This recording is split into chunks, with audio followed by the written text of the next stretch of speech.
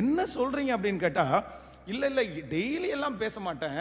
நான் எப்போ ரொம்ப சோகமாக இருக்கிறேனோ, எனக்கு எப்போ ரொம்ப கஷ்டமாக இருக்குதோ, இவர் எப்போ என்ன திட்டுறாரோ அப்போ 10 நிமிஷம் அவர்கிட்ட பேசினா எனக்கு என்ன கிடைக்குது? ஹலோ, நான் இதை என்ன சொல்ல? இந்த வார்த்தையே அந்த புள்ளையே சொல்லிட்டு எங்கிட்ட என்ன சொல்றாங்க தெரியுமா? பாஸ்டர் தப்பாலாம் இல்லை, நாங்கள் ஒரு நாள் கூட தப்பாக பேசினதே இல்லை. இப்போ ஜஸ்ட் அவன் வந்து எனக்கு ஒரு ஃப்ரெண்டு மாதிரி.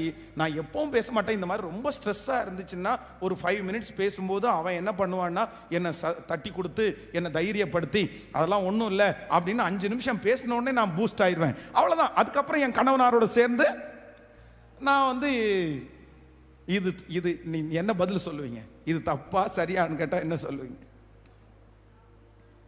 ஹலோ, இந்த இது இது எத்தனை நாள் ஆறுதலா இருக்கும்னு நினைக்கிறீங்க? இது எத்தனை நாள் இப்படியே கண்டினியூ ஆகும்னு நினைக்கிறீங்க? என்னமோ இது உங்க ஹஸ்பண்டுக்கு தெரியுமாப்பா, இந்த பையனுக்கு தெரியுமா அப்படின்னு கேட்டா, ஆமா ஆமா ஆமா அவருக்கு தெரியும்.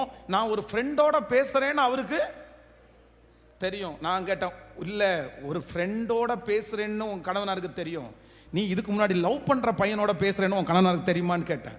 பாஸ்டர், தெரிய வரும்.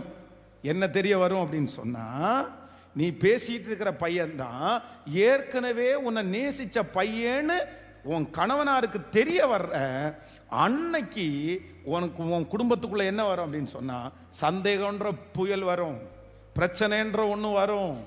அதற்கு பிறகு நீ உன்னுடைய கணவனாருடைய நம்பிக்கையை வாங்குறது அப்படின்றது வந்து ரொம்ப கடினம்.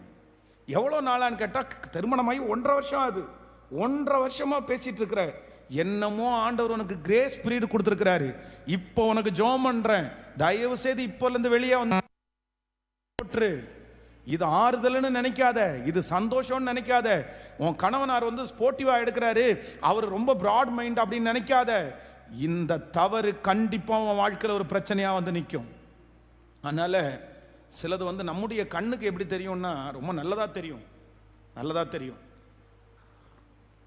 நம்முடைய கண்களுக்கு நல்லதா தெரியுன்றதுக்காக அது சரியாயிராது, அது சரியாயிராது. அதிலிருந்து வெளியே வரலன்னா பெரிய ஆபத்துக்களை நம்ம சந்திப்போம். கர்த்தர் இன்றைக்கு தெளிவாய் சிலரோட பேசிக்கொண்டே இருக்கிறார். நீ வெளியே வா. நம்பர் 1, முதலாவது இழப்புகளிலிருந்து வெளியே வா. இன்னொன்று, சத்தமா சொல்லுங்க, பாவத்திலிருந்து. கண்டினியூ பண்ணாதீங்க சிஸ்டர்.